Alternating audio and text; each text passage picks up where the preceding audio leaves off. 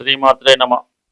ప్రేక్షకులకి నూతన సంవత్సర శుభాకాంక్షలతో పాటు సంక్రాంతి శుభాకాంక్షలు కూడా తెలియపరుస్తూ మనం నూతన సంవత్సరంలో జనవరి నెల మాస ఫలితాలు తెలుసుకునే ముందుగా గ్రహాల యొక్క స్థితి గమనిద్దాం.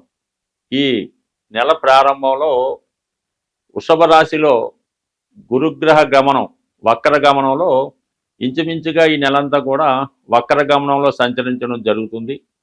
అలాగే కుజుడు వక్ర గమనంలో ఉంటూ జనవరి 20వ తారీఖు వరకు కర్కాటక రాశిలో సంచరిస్తూ 20వ తారీఖు నుంచి వక్ర గమనంలో మిథున రాశిలోకి ప్రవేశించడం జరుగుతూ ఉంటుంది టెక్నికల్గా.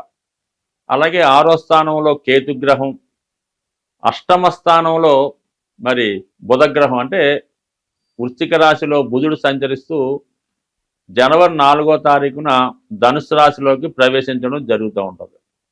ధనుసు రాశిలో సంచరిస్తున్నటువంటి రవి భగవానుడు జనవరి 14వ తారీఖున మకర రాశిలోకి ప్రవేశించి మకర సంక్రమణం ఏర్పడడం జరుగుతూ ఉంది. కుంభరాశిలో శని భగవానుడు శుక్రుడు కలిసి సంచరించడం జరుగుతుంది. అలాగే మరి మీనరాశిలో రాహు గ్రహం సంచరించడం జరుగుతుంది. ఇది ఈ వార గ్రహస్థితి.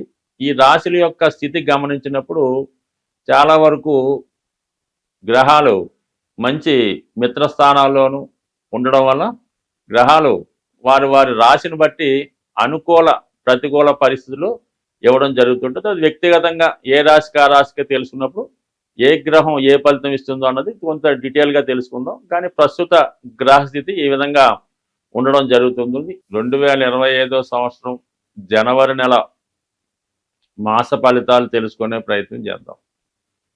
మరి సింహరాశి వారికి ఈ నెల 14 వరకు సూర్య భగవానుడు 5వ స్థానంలో సంచరించడం అన్నది జాతకుడి యొక్క సమయ స్ఫూర్తితో ఏ విషయాన్నైనా సాధించే విధంగా ఉండడం జరుగుతుంది.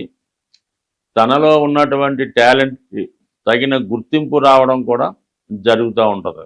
అయితే జనవరి 14 తర్వాత 6వ స్థానంలోకి రవి ప్రవేశం అన్నది ఈ సింహరాశి వారికి విజయ అవకాశాలు రావడం జరుగుతూ ఉంటుంది.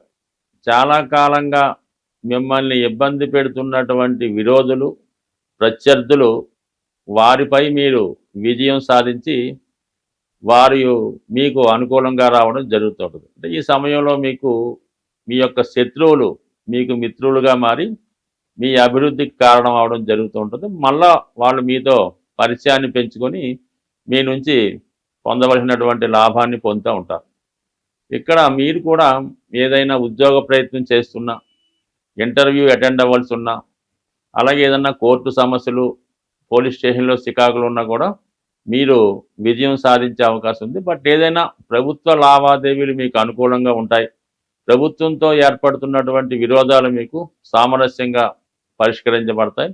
అలాగే ఇంట బయట మీరు చక్కగా విజయాన్ని సాధిస్తూ మీరు నేచురల్గా మీ ఉన్నటువంటి సక్సెస్ పొందడం జరుగుతూ ఉంటుంది. చాలా వరకు ఎక్కడికి వెళ్ళినా కూడా గౌరవాన్ని, సంతోషాన్ని, ఆనందాన్ని పొందే విధంగా ఈ రవి భగవానుడు మీకు జనవరి 14 తర్వాత అనుకూలించడం జరుగుతుంది. అలాగే ఇంకొక యోగకారకుడైనటువంటి కుజుడు మనకి చతుర్థ భాగ్యాధిపతిగా వేస్థాన సంచారం అన్నది ఈ సమయంలో మీరు ఏదైనా స్థిరాస్తి అమ్మే ప్రయత్నం చేస్తున్నా, లేదా ఒక చోట స్థిరాస్తి అమ్మి వేరే చోట కొనడానికి ప్రయత్నం చేస్తున్నా 100% అవి మీకు సక్సెస్ అయ్యే అవకాశం ఉంది. గతంలో మీరు విక్రయిద్దాం అనుకొని మధ్యలో ఆగిపోయినటువంటి స్థిరాస్తి ఈ సమయంలో మీరు అనుకున్న దానికన్నా ఎక్కువ ధనంతో ఆ స్థిరాస్తి అమ్ముడు పోయే అవకాశం ఉంది. అలాగే ఈ విషయంలో మీరు కొంతవరకు ధనాన్ని మీ యొక్క గృహ అభివృద్ధి కొరకు కానీ, పుణ్య కార్యక్రమాలకు కానీ, విదేశ ప్రయాణాలకు కానీ, లేదంటే విదేశంలో ఏదైనా స్థిరాస్తి కొనుక్కునే ప్రయత్నంలో ఇది చాలా వరకు ఆ ధనాన్ని ఇన్వెస్ట్ చేయడం జరుగుతూ ఉంటుంది. బట్ ఏదైనా ఒక చోట అమ్మడం, వేరే చోట కొనడం జరుగుతూ ఉంటుంది. భూముల మీద, స్థిరాస్తుల మీద ఆదాయం కూడా ఈ సమయంలో రావడం జరుగుతుంది. ఇంకా ఈ బెటర్ రిజల్ట్ ఏంటంటే జనవరి 20 తర్వాత కుజుడు వక్రగమనంతో లాభస్థానంలోకి వెళ్ళడం జరుగుతుంది. అది ఇంకా మీకు ఇప్పటికన్నా భూముల యొక్క ధరలు పెరగడం వల్ల మీకు మీ యొక్క స్థిరాస్తి వాల్యూ కూడా పెరగడం వల్ల మార్కెట్లో మీ యొక్క వాల్యూ కూడా పెరుగుతూ ఉంటుంది. ఇది ముఖ్యంగా ఏంటంటే ఈ గ్రహస్థితి రాజకీయ రంగంలో ఉన్న వాళ్ళకి, స్థిరాస్తి వ్యాపారంలో ఉన్న వాళ్ళకి చాలా వరకు మంచి ఫలితాలు ఇవ్వడం జరుగుతూ ఉంటుంది. ఇది అనుకూలంగా ఉన్నప్పటికి కూడా మరి ఇంచుమించుగా మనకి ఈ నెల ప్రారంభం నుంచి 20వ తారీఖు వరకు కూడా సింహరాశి వారికి ఏమైందంటే రెండు వైపులా పాపగ్రహాల సంచారం మొదలైంది. అంటే కుటుంబ స్థానంలో కేతువు, వ్యయస్థానంలో కుజుడు, ఈ రెండు కూడా పాపకర్తాల యోగం ఏర్పడడం వల్ల జాతకుడు ఎంత ప్రయత్నం చేసినా అతి కష్టం మీద అనుకున్న కార్యక్రమాలు నెరవేరుతుంటాయి. ఏదో కారణాల వల్ల జాతకుడు కొంతకాలం పాటు ఇతర రాష్ట్రం కానీ, ఇతర దేశం కానీ, కొంతవరకు అజ్ఞాతంలోకి వెళ్ళడం కానీ జరిగే అవకాశాలు ఉన్నాయి.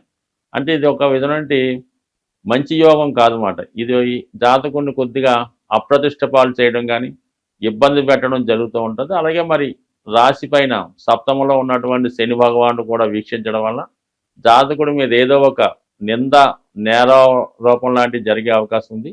అలాగే అనారోగ్య సమస్యలతో ఉన్న వాళ్ళకి ఈ గ్రహస్థితి చాలా వరకు ఇబ్బంది పెట్టే అవకాశం ఉంది. తప్పని పరిస్థితుల్లో కొంతవరకు ఏమన్నా హెల్త్ ప్రాబ్లమ్స్తో ఉన్నవాళ్ళు ముందుగానే తగు విధంగా వైద్య పరీక్షలు చేసుకొని జాగ్రత్త తీసుకుంటే మంచిది తప్ప, లేనిచో ఏదో విధంగా హెల్త్ పరమైనటువంటి ఇబ్బందులు సడన్గా రావడం, హాస్పిటలైజేషన్ అవ్వడం ఇలాంటివి కూడా జరిగే సూచనలు ఉన్నాయి. కాబట్టి తగు జాగ్రత్త వహిస్తే చాలా అనుకూలంగా ఉండే అవకాశం ఉన్నది.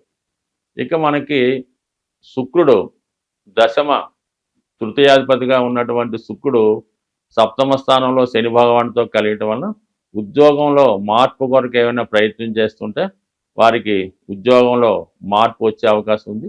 అలాగే వైవాహిక జీవితంలో ఉన్నటువంటి సమస్యలు ఏవైనా ఉంటే అవి పరిష్కరించే అవకాశం ఉంది. ముఖ్యంగా ఈ రాశిలో ఉన్నటువంటి స్త్రీలకి ఈ యొక్క గ్రహస్థితి చాలా అనుకూలించే విధంగా ఉంది. వాళ్ళ యొక్క ఉద్యోగ ప్రయత్నాలు ఫలించడం కానీ, అలాగే ఏంటంటే ఏదైనా వివాహ ప్రయత్నాలు ఫలించడం, ఇవన్నీ కూడా శుక్రుడు శని కలయిక వల్ల ఈ కుటుంబంలో అంటే ఎవరైతే సింహరాశిలో ఉన్నారో వారికి వ్యక్తిగతంగా, స్త్రీలైతే వాళ్ళకి, అలాగే మగవాళ్ళు అయితే వారి యొక్క భార్యలకు కానీ, సంతానానికి కానీ మంచి విదేశ అవకాశం కానీ, వృత్తిపరమైనటువంటి అభివృద్ధి కానీ వచ్చే అవకాశాలు ఉన్నాయి.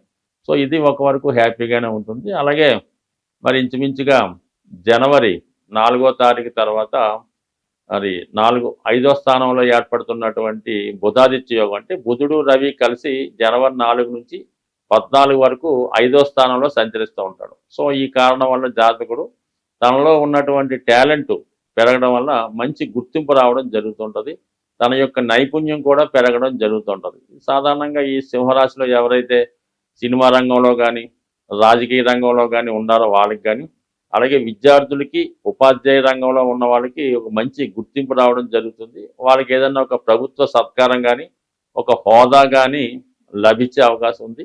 ఇది కూడా కొంతవరకు అనుకూలించే స్థితి బాగుంది. అయితే అష్టమంలో ఉన్నటువంటి రాహు చాలా వరకు ఏదో ఒక ఇబ్బంది, అంటే మీ యొక్క అభివృద్ధిని చూసి వార్వలేని వారు ఏదో విధంగా మీ మీద బురద జల్లే ప్రయత్నం చేస్తూ ఉంటారు. చిన్న తప్పుల్ని పెద్దదిగా చేసి చూపించే అవకాశం ఉంటుంది. కాబట్టి అటువంటి అవకాశం ఎవరికి ఇవ్వకుండా జాగ్రత్తగా వహిస్తే మంచిది. అలాగే కుటుంబ స్థానంలో ఉన్నటువంటి కేతువు చిన్న చిన్న కుటుంబ సమస్యలు జాతకుడు అభివృద్ధికి ఆటంకంగా కలిగే అవకాశం ఉంది. స్వస్తి.